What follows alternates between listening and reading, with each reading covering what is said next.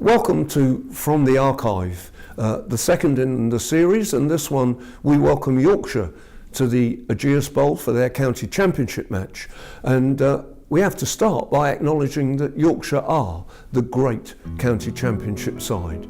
There have been about 120 seasons of county championship cricket since the competition was formalised in 1890, and Yorkshire have won an incredible 33 of those, and Hampshire too, in case you'd forgotten. One of the curious facts is that we never beat Yorkshire at Northlands Road, Southampton. That was partly because we played Yorkshire frequently at Bournemouth, and the reason for that, we would play Yorkshire usually in the mid-late August, is to persuade Yorkshire holidaymakers, particularly during Wakes weeks, to take family holidays by the seaside in Bournemouth, where the men and perhaps the family as a whole would come and watch the cricket as well. Our first season in the county championship wasn't 1890, we had to wait until 1895 to be invited to compete. And in that particular season, we went to Sheffield, where Yorkshire were one of the strongest sides, of course, and we beat them. That was rather marvellous. And then in the following season, although we didn't beat them at Southampton, our captain, E.G. Teddy Wynyard, one of the great amateur characters of the early years of Hampshire cricket, made a double century. He scored 268 for Hampshire at Southampton against Yorkshire, and that was the first double century in first-class cricket ever recorded for a Hampshire side. That was a pretty good achievement, but sadly our sense of superiority didn't last very long, because Yorkshire came to Portsmouth in August of the same year, scored 585 for 3 declared. Percy Holmes made 302 not out, which for a long time was the highest score ever made against Hampshire by a single batsman. It was beaten by Graham Hick at Northlands Road in the late 90s, and some of you may have seen that. It was also the highest Yorkshire total ever against Hampshire until they beat it at Headingley in 2016. In that game, Hampshire lost by an innings and 235 runs.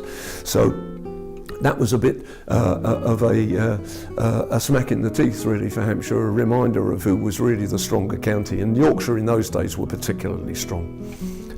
Now in 2006 and 2008, although we had never beaten Yorkshire at Northlands Road, we did beat them at the Rose Bowl. And in 2006, we didn't just beat them there, we beat them away as well. And that's the only time in our history that we have won championship matches against Yorkshire, home and away, in the same season. More than that, we did it by scoring over 400 runs. Now, no other side has ever beaten Yorkshire by scoring 400 to win in the fourth innings. And indeed, only one side has ever done that at Headingley, and that was Bradman's Invincibles in 1948 when they beat England. So the Hampshire achievement at Headingley in 2006 was a quite extraordinary one, and it depended more on Jimmy Adams, the opening batsman, than on any other particular Hampshire player. My job is to try and bat for as long as I can. You know, leave the stroke makers. If the game is chaseable, they'll and weirdly that's how it panned out. You know, I almost sort of anchored down, started to find some rhythm, I suppose, and actually find the middle of the bat probably about tea time on the last day. But the guys around, you know, we had partnerships, and everyone else came in and scored really freely. And I think we, from a very personal, or a personal side, the message from the change room to me was don't even worry about the scoreboard. I think I remember getting to tea, or lunch, sorry, and suddenly it was like, oh, we might have a chance here, lads. You know, Warren always thought he could win everything. Yeah, but I think the rest of us, the reality was, oh, geez, we're playing at Headingley, we're playing at Yorkshire, strong side, and then you're chasing 400. It's a big ask. But suddenly at lunch, you could see we might have a chance here. And Warren was very good. He just played it down and said, let's just bat, get till tea, or get to tea, and we'll see where we are. Even if we need 200 in that last session, if we've got wickets in hand, we'll do it. And for me personally, I just carried on plodding away, and we got to tea, and lo and behold, we pretty much, I think we needed in and around 180, and the guys came in and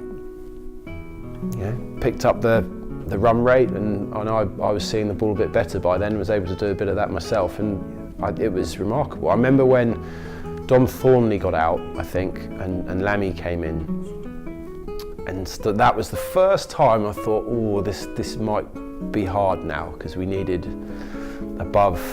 certainly above a runner ball, and with a new batter at the crease. Lammy was similar to me in the sense of it relatively inexperienced, but Lammy played a absolute beauty, a gem of a little innings, and got us over the line.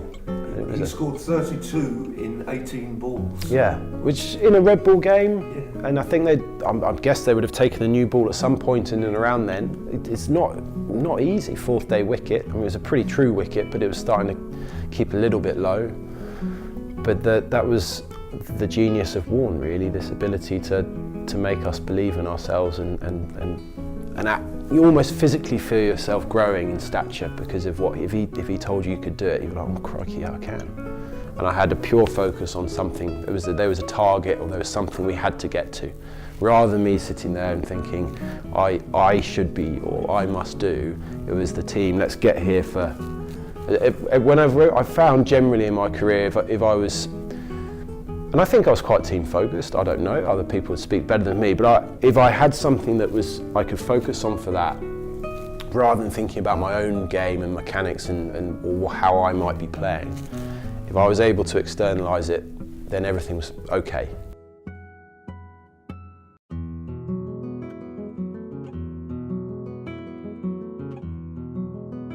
Yorkshire was always, the team. And I remember going up to play them and already feeling sort of a little bit on the back foot.